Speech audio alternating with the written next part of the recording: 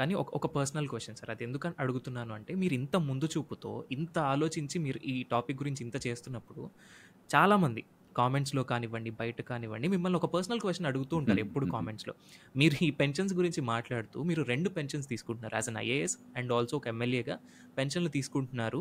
మీరెలా మాట్లాడగలరు ఈ టాపిక్ గురించి అని ఊరికే అనేస్తూ ఉంటారు సార్. మంచి దానికి ప్రశ్న, మీరు ఒక మంచి ప్రశ్న. సార్ మొట్టమొదటిది, పెన్షన్ తీసుకునే వాళ్ళు పాపం చేస్తున్నారని నేను అంటలా. ఆనాడు ఆ పద్ధతి ఉంది, చట్ట ప్రకారం మీకు వచ్చింది. దేశం నాశనం అవుతున్నా కూడా పొరపాటు విధానాలు చేపట్టారు, మీకు వస్తుంది. పద్ధతి మార్చారు, మీకు చెప్పి మార్చారు, మీకు ఒకటి పెన్షన్ వేరే రకంగా వస్తున్నది. కాబట్టి తీసుకునే వాళ్ళని తప్పట్లా. ఒక్కసారి ఆ పద్ధతి గొప్ప ఉద్యోగంలో వచ్చాక నాకు అన్యాయంగా ఎక్కువ రావాలని కోరడం ధర్మం కాదని చెప్తున్నాం. ఇచ్చేవాడు మన పట్టుకు, మన డబ్బుకు ఠికానా ఉండవలసిన వాడు, మనందరినీ కాపాడవలసిన వాడు, వాడి అధికారం కోసం, వాడి స్వార్థం కోసం మనల్ని బలి పెడుతున్నాడని చెప్పి నేను వాపోతున్నాను. మొట్టమొదటి అర్థం చేసుకోవాలి.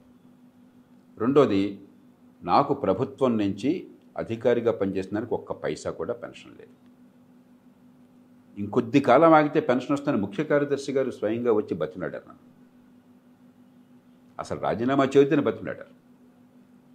కొద్ది కాలం ఉండి జయప్రకాష్ లీవ్ తీసుకెళ్ళిపో, నీకు లీవ్ ఎన్కాష్మెంట్ తీసుకో అన్నారు. తీసుకోనని చెప్పాను. ₹1 లీవ్ ఎన్కాష్మెంట్ తీసుకోవాలా.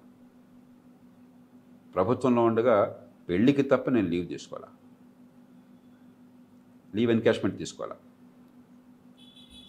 చివరిలో రాజీనామా చేసి బయటకు వస్తున్నప్పుడు ఒక్కసారి చిన్న పర్యటన తప్ప ఎల్టీసీ తీసుకోవాలా.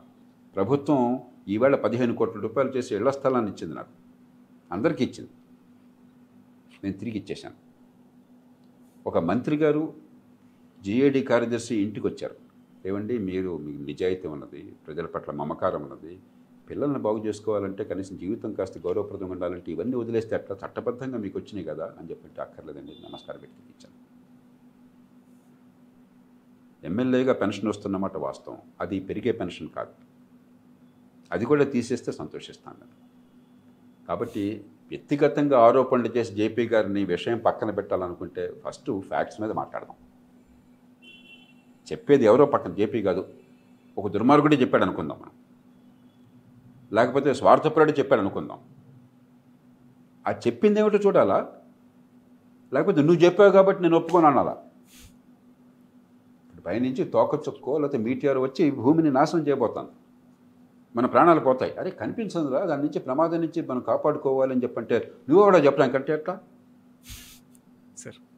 సార్? నా విషయంలో ఆ మాట చెప్పడం ఎంత మూర్ఖత్వమో వారే ఆలోచించుకోవాలి. ఎందుకంటే నేను ఈ మాట నా గురించి చెప్పి నేను డిఫెండ్ చేసుకొని, మీరు అడిగారు కూడా సమాధానం చెప్తున్నాను. ఇలాంటి విషయం నేను అసలు మాట్లాడను.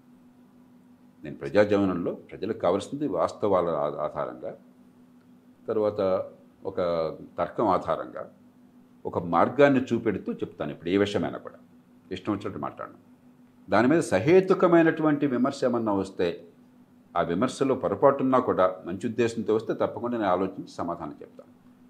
నా ఆలోచన పొరపాటు అయితే వాళ్ళ ఆలోచన తీసుకుని నేను నా ఆలోచన మరింత పెంచుకుంటాను. ఇష్టం వచ్చినట్టుగా నిందలు వేసే ప్రయత్నం చేస్తే నేను దానిలోకి వెళ్ళను. ఎందుకంటే వాళ్ళ ఉద్దేశం అదే, అసలు విషయాన్ని పక్కదోవన పట్టించి వ్యక్తి చుట్టూ తిప్పాలని చెప్పాను.